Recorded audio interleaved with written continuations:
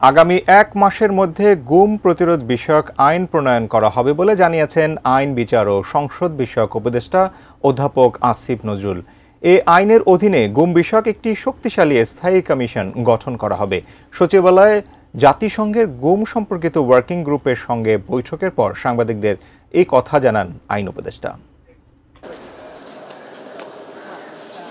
4 দিনের সফরে বাংলাদেশে জাতিসংঘের গুম বিষয়ক ওয়ার্কিং গ্রুপ WGEIDর ভাইস চেয়ারপারসন গ্রাজিনা বারানস্কা এবং সদস্য আনা লোরেনা দেলগাদিলো পেরেজ সোমবার আইন উপদেষ্টার সাথে বৈঠক হয় তাদের। তথ্য জানার জন্য আসতে চেয়েছিল।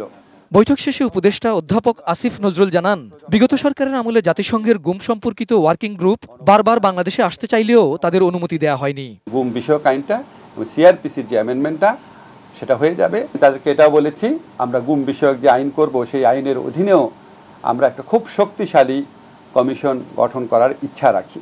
ট্রুথ অ্যান্ড রিকনসিলেশন কমিশন গঠন প্রসঙ্গে উপদেষ্টা বলেন, এই কমিশনের 4টি অংশ। চতুর্থ ধাপ রিকনসিলেশন, যারা চরম দোষী তাদের উপযুক্ত শাস্তি দেওয়ার মাধ্যমে একটা জাতীয় ঐকমত্য গড়ে তোলাই হবে এর উদ্দেশ্য। ক্ষতিগ্রস্তদের যথেষ্ট পরিমাণ ক্ষতিপূরণ দেওয়াও এর লক্ষ্য। প্রধান বিচারপতির নেতৃত্বে আমরা একটা রিজিওনাল কনসালটেশন করব। বাংলাদেশে যারা পলিটিক্যাল পার্টি আছে, সিভিল সোসাইটি আছে, হিউম্যান রাইটস গ্রুপ আছে, ছাত্ররা আছে, সবার মতামত নিয়ে কি করা যায় সেটা নিয়ে চিন্তা করব। স্বাস্থ্যকর অল টাইম ফ্যামিলি কেক, সব সময় অল টাইম হেলদি লাইফ।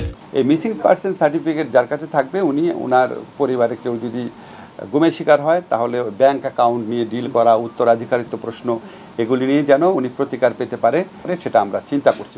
পরে জাতিসংঘের গুম বিষয়ক ওয়ার্কিং গ্রুপের সদস্যরা আন্তর্জাতিক অপরাধ ট্রাইব্যুনালের চিফ প্রসিকিউটরের সাথে সাক্ষাৎ করেন। গণহত্যার পাশাপাশি গুমের বিচার নিয়েও কাজ করছে এই ট্রাইব্যুনাল।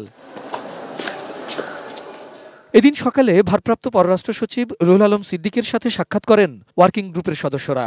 এ সময় তারা গুম সংক্রান্ত সমস্যা সমাধানে অন্তর্বর্তীকালীন সরকারের নেয়া গুরুত্বপূর্ণ পদক্ষেপের প্রশংসা করেন। বিশেষ করে গুম থেকে সুরক্ষার জন্য আন্তর্জাতিক কনভেনশনে বাংলাদেশের অন্তর্ভুক্তিকে স্বাগত জানান তারা। মানবাধিকার সমুন্নত রাখা, নাগরিকদের সুরক্ষা এবং ভুক্তভোগীদের ন্যায় বিচার নিশ্চিত করার প্রক্রিয়াকে এগিয়ে নিয়ে যাওয়ার জন্য ওয়ার্কিং গ্রুপের সমর্থন এবং প্রযুক্তিগত সহায়তাকে স্বাগত জানান ভারপ্রাপ্ত পররাষ্ট্র সচিব। Abul Kalam Azad, ATN news, Dhaka.